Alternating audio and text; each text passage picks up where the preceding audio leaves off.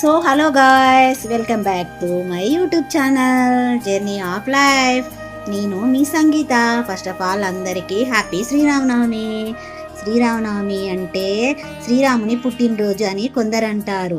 జనక మహారాజు కూతురుని శ్రీవధనస్సు విరిచి పెళ్ళాడాడు శ్రీరాముడని ఆ రోజు శ్రీరామనవమి అని అంటారు. మీ సైడ్ ఏమంటారో తెలిస్తే చెప్పండి. మా సైడ్ అయితే సీతాదేవిని శివధనస్సు విరిచి పెళ్ళి ఆడాడు కాబట్టి శ్రీరామనవమి అంటారు.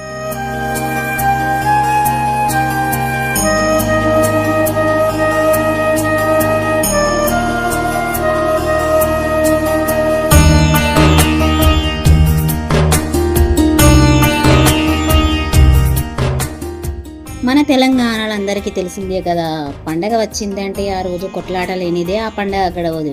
ఈరోజు పొద్దున పండగ కదా అని మంచి మూడ్లో ఫ్రెష్ అప్ అయ్యి వంట చేసుకొని పూజ చేసుకొని గుడికి వెళ్ళాలి అని అనుకున్నాను. మా ఆయన వచ్చి నాకు గుడ్ ఆమ్లెట్ వేయు అన్నాడు. పండగ కదా, వద్దు, ఈరోజు పండగ రోజు నీస్ తినద్దు అని అంటే వింటాడా? వినడు. నాకు గుడ్ ఆమ్లెట్ కావాలి అంటాడు. నేను చెయ్యను అని అన్నాను. లేదు కావాలి అంటాడు. గరిట తీసుకొని పోతే గాని మా ఆయన వినలేదు. పండగ పూట నా మూడంతా ఖరాబ్ చేసిండు. మళ్ళీ వీడియో తీయమని మా పాపని అడిగితే నా నిద్రంతా ఖరాబ్ చేస్తుండని గునుగుతుంది.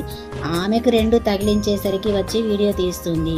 మన తెలంగాణలో తిట్లు పడందే పని చేయాలనే ఆలోచనకు దూరం ఉంటారు ఎందుకు?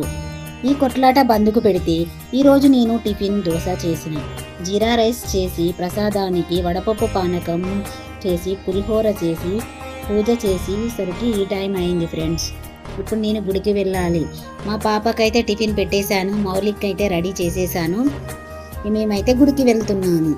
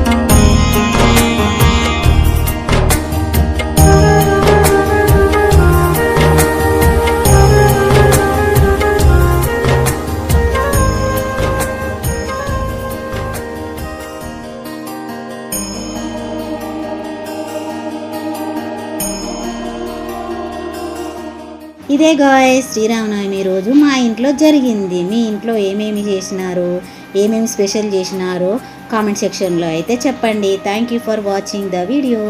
మీకు ఈ వీడియో నచ్చినట్టయితే లైక్ చేసి మా ఛానల్ని సబ్స్క్రైబ్ చేసుకోండి. Bye guys.